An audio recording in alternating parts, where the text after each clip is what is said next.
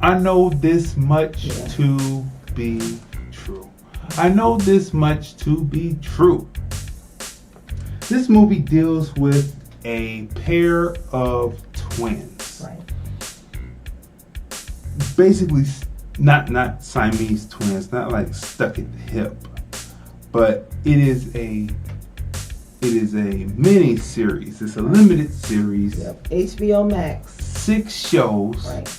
Right? 6 episodes. Right. And it deals with the devotion of one twin for the other twin who has always been a few steps behind them. Right. Elevator didn't quite go all the way up to the top floor. And what happens is trick camera is used, right? Right. Because Great cast. the person who plays the twin Right. seamlessly cuts between the two on screen at the same time. And who was the cast? Mark Ruffalo. That's right. He plays both twins, and what are their names? Dominique Birdsey, and it's giving me Dominique's name, and Thomas. And Thomas, right? All throughout, the one twin that has all of his faculties has Dominique.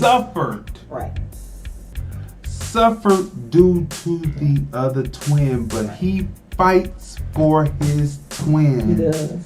Till the end. Right. The initiating event in the whole thing is a certain body part gets cut off. The one twin that the elevator doesn't go all the way to the top cuts off a certain body part, and that's the initiating event, and the show and the movie goes on from there, and it is one big calamity for Dominique after one big calamity. Well, his brother has been. Well, you can tell that in his earlier years they didn't have a diagnosis for him, right? They didn't even know what was wrong. Anything was wrong with him, other than he was just. They thought he was just dumb. Right. Right. And later you find out that he was mentally challenged. Schizophrenia. That's right. A form of schizophrenia. Mm-hmm. Right. And so this is disturbing. It is a disturbing 6-episode limited series. What's the rest of the cast? Also starring Catherine Hahn, Rosie O'Donnell, who does a great job, right? Mm-hmm. Juliette Lewis, Melissa Leo, who plays their mom, Archie Panjaba, she plays Dr. Patel. She does a great job too, as Dr. Patel. The father, Ray Birdsey, is played by John Procastino. Mm-hmm. Rob Hubo, just a great ensemble. Oh, and Guillermo Diaz, we know him from Scandal. He played Huck, I believe, on Scandal. Who plays right there? We need the Indian right here. Who? Right okay. There. He's pivotal. Nabby Drinkwater is played by Tatanka Means. That's right. Very pivotal. A very pivotal part, because there is something that is discovered in this. It's weird how what's in the blood travels through the blood. Right. And will show up again in later generations. Yeah. There's something that happens because Dominique discovers a manuscript that his mother had of his grandfather. Right. And his grandfather wrote down everything. His grandfather was a unscrupulous dude. Yeah. He was unscrupulous. He ended up putting his sister-in-law in an insane asylum. Long story. You have to just watch the program. You know what? I had to search for them because they had them separated. But also, Philip Ettinger, he played the younger version of the twins. Okay. The twins. Yeah. All right. Yeah. So,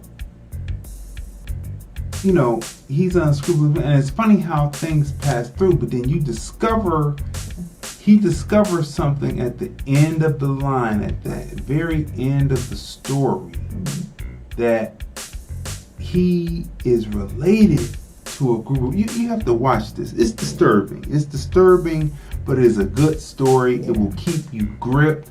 It will take you away for a few hours. Right. It will take you away for quite a few hours, for at least 6 hours or longer. Are they 2 hours or 1 hour? 1 hour. 1 hour piece. Maybe a little over. Maybe a little over. 6 hours. It will take you away for 6 hours as you watch each episode, as you binge watch, because you can binge watch. It is a great piece put together by a person that, has complex tales that he tells anyway. Right. See, I don't want to give anything away. Now, all I can say is, now this is family. Right? Yeah, this is family. This is family. This is family. Even the stepfather. The stepfather loved these boys. He stepped right in and did what was necessary. Yeah. Right? Right. So, let's break it down. Cinematography. Right. That's a 10. Right. The use of showing the city and the rural areas and the beautiful waterfalls. That's a 10. The use of the cemetery, that's a 10. Right. Character development. Introducing you to each character. Right. What one will do for the other. Yeah. What the deficiency is in one compared to the other. Yeah. That is a 10. Yeah. The use of flashbacks in this to tell the story is a 10.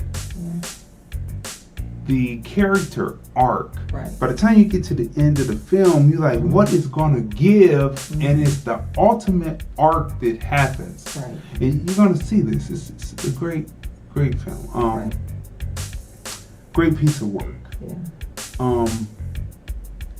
The use of wardrobe, of going from the 60s into today, and the different cars in between, and that's a 10. The shot of the Statue of Liberty when the two twins sitting there on the railing looking at the ferry head over to the Statue of Liberty, that's a beautiful shot. I mean, cinematography, I already said that's a 10. Yeah.